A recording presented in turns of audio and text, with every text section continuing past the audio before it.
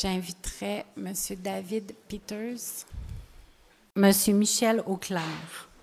Bonjour. Bonjour, Madame la Présidente. C'est David Peters et membre du commissaire. Aujourd'hui, je me présente comme parent d'enfant qui est à Jeanne-Lebert et un enfant qui est à l'école Monseigneur Richard. Et puis, je représente les frontaliers. Alors, je vais lire la lettre que je vous ai écrite. Je ne sais pas si vous l'avez reçue. La lettre que j'ai écrite, qu'on a écrite il y a quelques jours. Alors, je vais la lire. Comme vous le savez, les frontaliers de Pointe-Saint-Charles ont fait plusieurs interventions afin de se faire entendre sur un enjeu qui nous tient à cœur, l'accès à notre école secondaire de proximité, l'école Monseigneur Richard. Malgré toutes nos démarches auprès du Conseil des commissaires, auprès des élus et tous les paliers du gouvernement, ainsi que dans l'espace public, nous avons le sentiment de ne pas avoir été entendus par notre commission scolaire. Le refus réitéré de la CSDM d'accorder les dérogations ainsi que les arguments invoqués que nous semblent pas fondés sur une réelle compréhension de notre situation. D'autant plus que nous n'avons jamais eu la possibilité de discuter de vive voix avec vous. À cet abcès, il nous semble donc naturel que vous preniez le temps de nous rencontrer afin de mieux comprendre nos demandes qui visent simplement à favoriser le bien-être collectif des familles de notre quartier. Nous réitérons notre désir de vous rencontrer afin de mieux exprimer nos besoins et surtout de nous mettre ensemble en mode solution. Nous aimerions vous proposer un projet pilote s'échelonnant sur 3 à 5 ans, débutant dès l'entrée 2017, période durant laquelle tous les enfants de notre quartier, résidents du H3K, auraient la permission d'aller à l'école Monseigneur Richard, autant au régulier que dans les programmes spécialisés. Ceci dans le but de mesurer concrètement l'intérêt des préados de notre quartier à fréquenter leur école de proximité. À terme du projet pilote, nous serons alors en mesure d'évaluer les besoins réels des familles de Pointe-Saint-Charles et pourrons réfléchir à comment mieux répondre à ces besoins.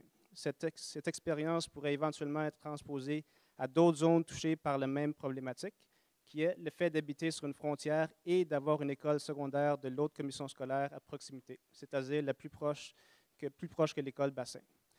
Nous souhaitons avoir de vos nouvelles avant le conseil de mercredi, nous ne tenons pas à une escalade de moyens pour rendre publique notre problématique, mais tenons par contre à trouver une solution de concert avec vous afin que les enfants de notre cohorte et celles des années suivantes puissent vivre de façon harmonieuse leur passage au secondaire. Et de ce que je peux comprendre et entendre, on est dans une situation où on a certaines écoles surpopulées, on a des pénuries d'enseignants, on a des situations d'inclusion qui vont faire en sorte que possiblement on va perdre d'autres enseignants. Alors on se demande aujourd'hui, Madame la Présidente, est-ce qu'il y a quelque chose à faire pour cette situation pour nos enfants? Monsieur Peters, j'avais bien lu votre lettre, mais évidemment, il y a plusieurs dossiers, donc je ne pouvais pas vous rencontrer en 24 heures. Peut-être vous évoquer ce que j'ai déjà évoqué dans plusieurs entrevues, c'est-à-dire que la Commission scolaire de Montréal, au niveau de ses critères, reconnaît la proximité pour ses propres écoles, mais pas pour les ententes extraterritoriales, puisque nous avons des zones limitrophes sur 58 km avec la Commission scolaire Marguerite-Bourgeois et 22 km avec la Commission scolaire Pointe-de-l'Île, que nous avons la liste des adresses en lien avec vos demandes, et que plusieurs enfants sont à 2, 3, parfois 4 kilomètres de l'école Monseigneur Richard. Certains sont tout près de l'école Saint-Henri, d'autres tout près de l'école Honoré-Mercier. Quelques parents de l'école Jeanne-Lebert sont plus proches de l'école Monseigneur Richard. C'est le lot de plusieurs parents tout autour du territoire de la Commission scolaire de Montréal, avec nos collègues de Pointe-de-l'Île et de Marguerite-Bourgeois. Donc, la reconnaissance de la proximité et de la fratrie ne fait pas partie des éléments qui sont regardés pour les ententes extraterritoriales. Pour ce qui est d'une rencontre avec moi, je veux juste évoquer qu'il y a eu plusieurs démarches qui ont été entreprises et qu'il y a eu beaucoup d'éléments dans ce dossier-là. D'abord, il y a le directeur de l'organisation scolaire, M. Marc Prescott, qui a rencontré certains d'entre vous, certains parents.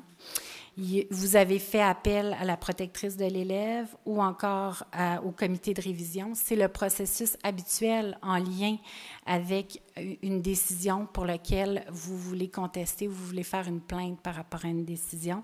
C'est via le comité de révision ou la protectrice de l'élève. De plus, le Conseil des commissaires a rejeté à majorité une résolution d'un des membres du Conseil concernant l'ouverture d'entente extraterritoriale avec comme critère la proximité au dernier Conseil des commissaires. Cette résolution-là a été rejetée. Et nous avons aussi une responsabilité d'équité par rapport aux demandes.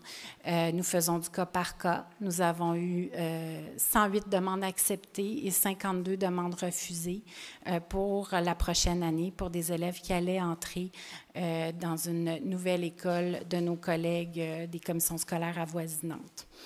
Donc, voilà. Donc, il y a certains dossiers qui nous sont déposés par la protectrice de l'élève au conseil ce soir. Nous allons les traiter à la fin du conseil, puisque ces dossiers sont à huis clos. Ils sont confidentiels. Les dossiers de la protectrice de l'élève nous sont toujours donnés de façon confidentielle. Donc, je vous remercie beaucoup. Donc, j'inviterai...